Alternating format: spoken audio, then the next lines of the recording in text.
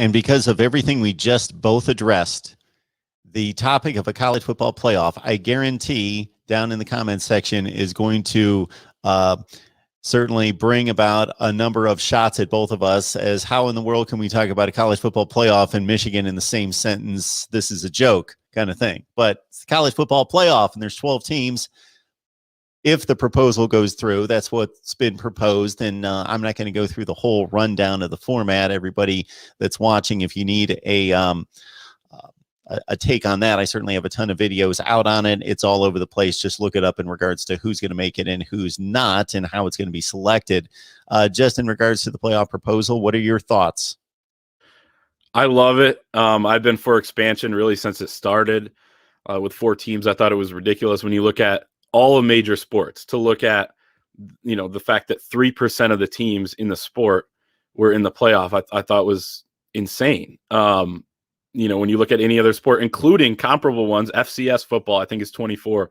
Division III, I believe, is 32. So these models are out there for the NCAA, for, college football, every other sport, in collegiate athletics, major sports. When you look at the NFL, they're even expanding, and they were already, they already had I think 40% of their teams in. So I'm not saying you got to get that big because that'd be 60 teams out of 128 right now in college football. But I love it, from that standpoint. Then you look at it, you try to break it down like we have on our site from a Michigan standpoint. Michigan, since the playoff started in 2014, would have made it a couple times, 2 times, 2016 and 2018.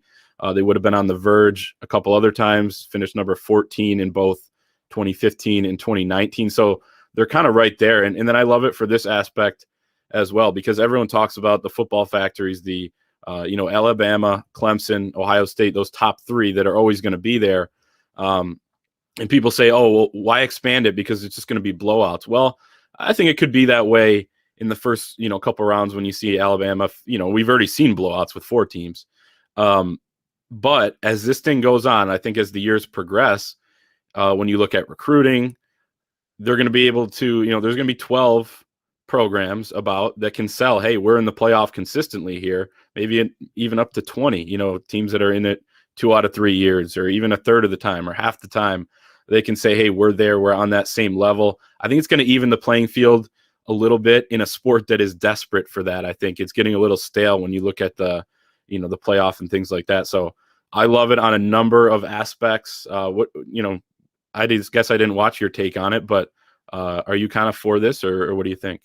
Well, you're right. It's seriously stale, and I'm right in line with just about everything that you just stated right there. Just because 3 programs are dominating the sport right now doesn't mean you don't afford the opportunity for others to take part in a playoff. Even if it goes exactly chalk for 5 years and Alabama and Clemson and Ohio State playing, that doesn't mean that the system's wrong. That means that other programs need to step up and recruit and do the development and do the job to challenge those other programs. But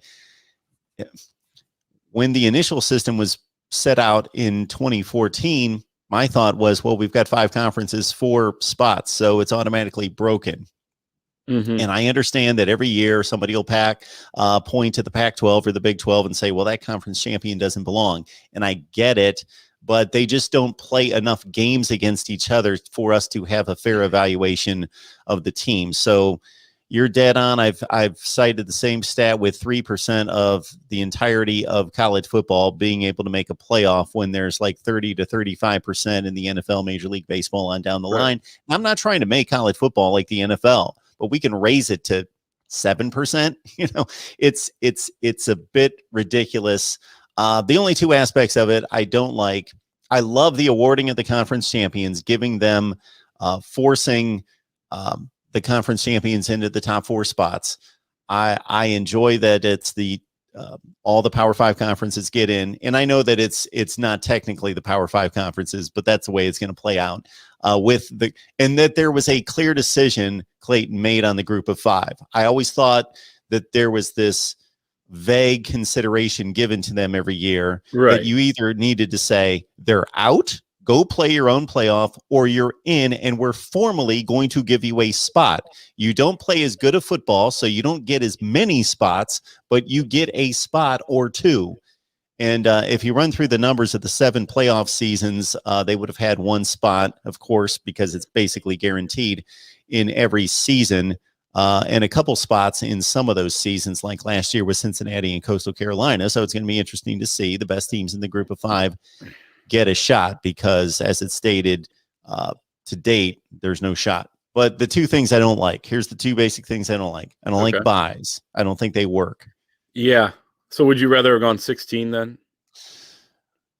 Or 8, I guess. As a football fan, I would love 16, because I've done the format with the 16, and the matchups would be to see the tier of the Michigans, Penn States, Notre Dames, Auburns playing like each other. I think would be phenomenal games, even if they wouldn't win national championships. Those would be phenomenal first and second round games. Right. I would love to see it.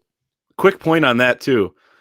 The argument that, but none of those teams are going to win it. Well, then why do we play the first round of the NCAA tournament games with 16 seeds and 15? I mean, those teams can win a game. We've seen only 1-16, but you've seen some 15s, 14s win a game, but they're not going to win it. So then what's the point? So I think that argument's invalid. Wild card teams in the NFL rarely win the Super Bowl, but it's still worth playing. So that argument doesn't hold up in any other sport. I don't know why college football has this double standard. Because people are short-sighted and they're looking at the last 5 years and they're saying, well, this is the way it's going to be, because no, that's to your point earlier. There are going to be programs out there that are going to be able to hopefully more effectively recruit, because they're going to say, we've got a shot at a playoff. Michigan, as you stated, would have made it twice during this 7-year run. Who knows what the narrative on the program would be at this point, and what they would have done those 2 playoff seasons, even as a at-large that didn't beat Ohio State or win a Big Ten championship. If they would have made it to a national championship game, then that completely changes things. So, folks, if you've been a college football fan for less than 10 years, go back to the 80s, the 90s, and see when there were teams all over the place. You could pick up a preseason Smith and Street, Athlons, on down the line, and your top 25s were all over the place. It wasn't like it is now, where you got the same 5 teams are at the top 5 almost every year, and have been for the last 7 or 8 years. It wasn't like that then. It was all over the place. And it would be great to get back to that place. But my real quick rundown on why the buys don't work. They work in the NFL because the schedules are so similar. So if the Kansas City Chiefs win a division and the Pittsburgh Steelers win a division, but the Chiefs are 14-2 and the Steelers are only 11-5, well, the Chiefs earned that bye because they both play in the AFC. They play 10-11 out of those 16 games that are exact, and the other 4 or 5 teams that they play that are different are so comparable in talent that the Chiefs clearly earned that bye. But if you go season to season in college football and have a committee try to determine who earned the bye, I'm telling you, I've gone through it. It's impossible. It can't be done objectively. So I don't like it because it's a huge advantage. Number one, because obviously if you don't play, you can't lose. So the other teams have a 50% chance of losing. Number two, they get beat up and bruised because they're playing a quality opponent during that game. Number three, you could lose a significant player or 2 that aren't going to be able to play in that second round game against a completely healthy opponent. And Clayton, the one thing that I don't think gets talked about, the fourth advantage that I see for the team that earned the bye, or they didn't earn it, they were selected to receive a bye, is let's say Alabama gets the bye and they're playing the winner of the Oklahoma-Auburn game. Well, that game's going to be played, that first round game, in 2 weeks. So Alabama's not going to play for 3 weeks. So Auburn and Oklahoma have to be laser focused on each other. They can't prep for Alabama.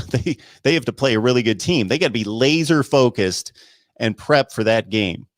Alabama can sit there for 3 weeks and game plan for both of those teams, then actually watch them play and get the game tape on that game. They got to prepare.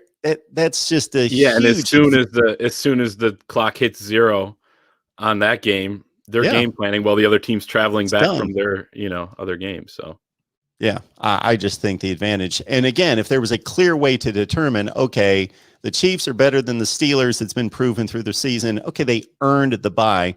But I'm telling people every day on here that you cannot determine the buys in college football. All right. And then I don't like the college football playoff selection committee determining everything.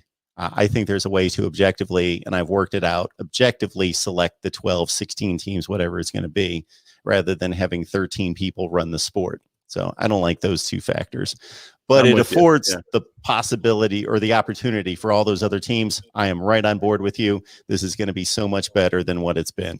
Right. I think that's the thing. So I don't love 12. I don't love the buys, but I love it in comparison to 4.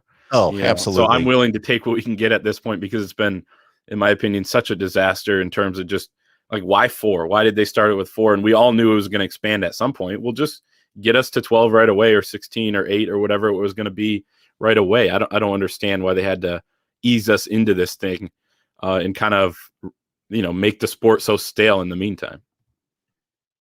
And, the committee, I'm not downing the committee that they're not doing a good job. I'm just saying that their task is impossible. Yes. And if they miss on something that I don't agree with, it's going to be the 12 seed and there's going to be an argument. That's fine. So I'm not going to agree with them wielding all that power, but it's not like there's going to be 5 teams out of nowhere that don't deserve to be in the playoff. It's going to be based on metrics and game evaluation. So it's going to be extremely close to what it would be with some kind of computer formula. So I hope it passes and takes hold and as soon as possible. Clayton, we appreciate you stopping by. And again, it's Clayton Safey on Rivals. So just check out his work there. You see the Twitter handle on the banner, thewolverine.com. Clayton, always appreciate you stopping by, laying down the knowledge for us. Yep. I got one last plug too, Mark. Sure. All right. Go to it. People can go to thewolverineondemand.com and order our 160-page Michigan football preview magazine that we just wrapped up. It is hitting the printers. So if you want to get that in the next few weeks here at your door, thewolverineondemand.com, 160 pages. Michigan fans will love it. Analysis. We got exclusive interviews with some of the new coaches that nobody else has heard from yet. Some of the top players, quarterback, Cade McNamara, Hassan Haskins, running back, Ronnie Bell, Dax Hill, all those guys. We talk to analysis, columns, more opponent previews on every opponent. So check us out at thewolverineondemand.com, or you can go to thewolverine.com, click the banner at the top. Now, to contrast that, I'm not going to name the magazine, but I'm holding it right now. There's one page on Michigan football, and it's a huge magazine, and it's well known by everybody, but there is one page on Michigan football ranked 28th in the country. So one page versus 160. So if you love Michigan football, by extension, let's say you're a Big Ten fan and you want to follow the Big Ten race, or you just want to follow all the big brands, whatever it is, that's an incredible resource right there. And then what you do is you take it through the entire college football season, like I do, in referencing these teams and these games and these players throughout the weeks. And then, you sit there on week 1 and you're like, who's that? Or I didn't think he was going to be playing inside linebacker. And you check out that kind of resource is phenomenal, and you're totally on top of it. So be the expert in your circle of friends or your social media platform and jump on that offer. Definitely. All right, Clayton, you have a great week, and we'll have you back here soon, hopefully. Sounds good. Thanks for having me.